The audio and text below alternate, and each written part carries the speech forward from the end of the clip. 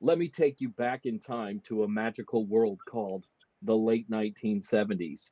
It's the winter of 1978, and two Hollywood writers are holed up in their office working diligently, even though their entire office is covered in snow.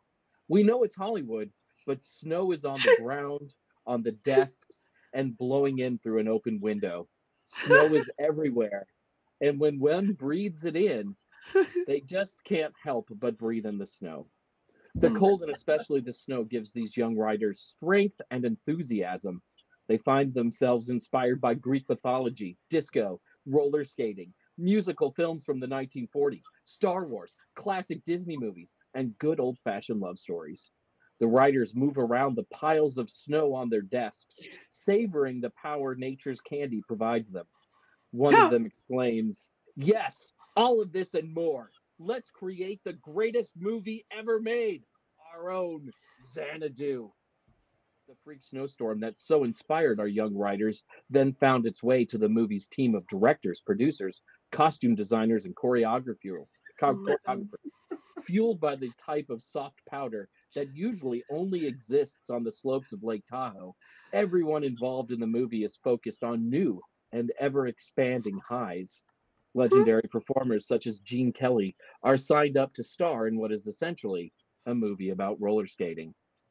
The snow claims all the senses of the movie's creators.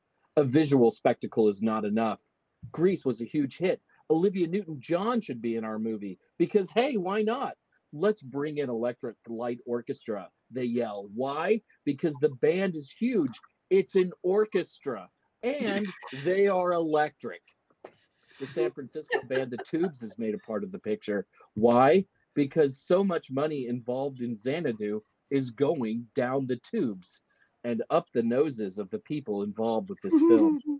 The snow, of course, is cocaine, because only cocaine could have created this movie. There are 79 ideas competing for attention in Xanadu, and none of them are explored adequately. The movie just moves from one unrelated tangent to another unrelated tangent. Our hero, Sonny Malone, is clearly drug addled.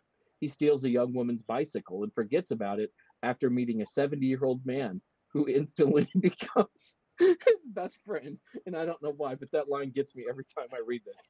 He later leaves a ladder in the middle of a crowded sidewalk after seeing this man again. Drugs will affect your memory, kids. Drugs also ruin Sonny Malone's sense of discernment. Over the course of 3 days, he falls head over heels in love with a woman who has no home, no last name, and no chemistry with one Sonny Malone. If I had met this mystery woman, I would have instantly wondered if she was a serial killer. Only serial killers or heads of drug cartels are this secretive. This mystery woman calls herself Kira, but it is really the goddess Terpsichore, the muse of dancing, even though Kira's dancing is tentative and what I would describe as not very good. But perhaps most curiously, the Greek muse of dance has an Australian accent, which would only make sense to someone on cocaine. I mentioned Gene Kelly earlier. He plays jazz lover Danny McGuire, who apparently met the muse of dance in the 1940s when she sang on his records. An opium fiend in the 1940s, McGuire is unable to recognize his muse 30 years later, despite her being physically unchanged and having many pictures of her in his mansion. A mansion he earned entirely through legal means. Wink, wink. Sonny Malone's chemistry burns much more strongly with Danny McGuire, and I couldn't help but hope that the two men might run off together to the YMCA. This was shot in 1979, after all, or perhaps form some sort of throuple with Kira, who doesn't really seem to like either of them and yet hangs around because they have something perhaps she can't easily get on her own, like cocaine. And then there's the giant ending of the movie. Xanadu is supposed to be a club for either rock and roll or jazz, but in the end, it just feels like a giant roller skating rink for the Studio 54 crowd.